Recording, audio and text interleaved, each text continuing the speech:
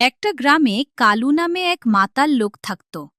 কালু গ্রামের জমিদারের বাড়িতে মালি হিসেবে কাজ করত। সারাদিন মদ খেয়ে মাতাল হয়ে থাকাই ছিল তার স্বভাব।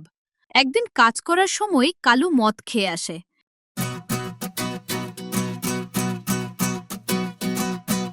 এক লাশে সাহস আসে, দুই লাশে গানি নাচে।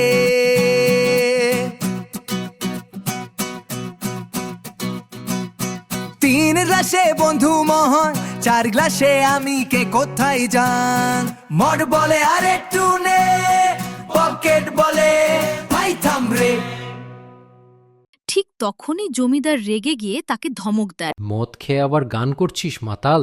কালু মাতাল অবস্থায় চোখ তুলে জমিদারের দিকে তাকিয়ে বলে, এই জমিদার, আমি গান গাইছি তো, তোরা তো গা জ্বলছে কেন? জমিদার রেগে গিয়ে বলে, কতবার বলেছি কাজের সময় মদ নয়। এই কথা শুনে কালুর মাথা একদম গরম হয়ে যায়।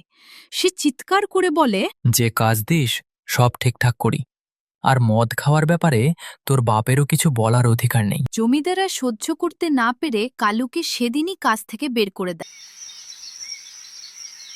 সন্ধ্যাবেলা কালু বাড়ি ফিরে এসে তার স্ত্রী বিন্দিয়াকে সব কথা বলে।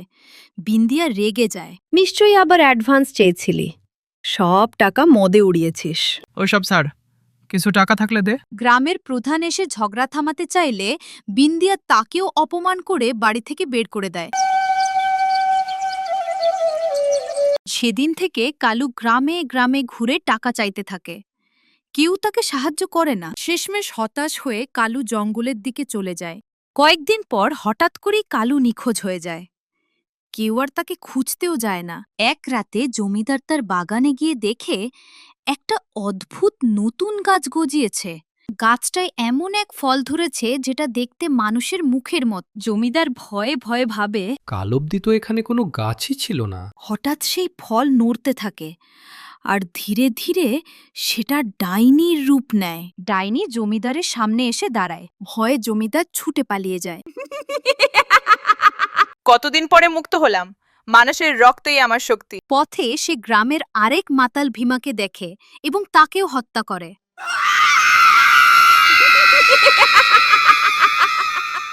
আরে, আমার সামনে ডাইনি নাকি? তোর সামনে ডাইনি দাঁড়িয়ে আছে। এরপর মদের দোকানে গিয়ে প্রধানের ছেলেকেও মেরে অদৃশ্য হয়ে যায়।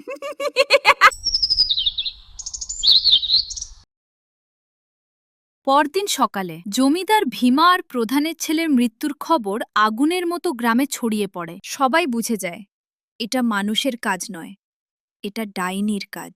ঠিক তখনই হঠাৎ কালু ফিরে আসে, একজন তান্ত্রিককে নিয়ে। কালু গ্রামের লোকজনকে বলে, আজ বুঝছ তো আমাকে অপমান করার ফল কি? লজ্জা করে না? এটা তোমারই গ্রাম। ঠিক তখনই গঙ্গামাসি সামনে এসে মন্ত্র পড়া শুরু করে। মন্ত্রের শক্তিতে ডাইনিকে নিয়ন্ত্রণে আনা হয়। শেষমেশ কালু, তান্ত্রিক আর ডাইনির শরীরে আগুন ধরে যায়। তিনজনই পুড়ে ছাই হয়ে যায়, আর গ্রামবাসী ডাইনির অভিশাপ থেকে মুক্তি পায়। এক লাশে সাহস আসে, দুই লাশে গানি নাচে।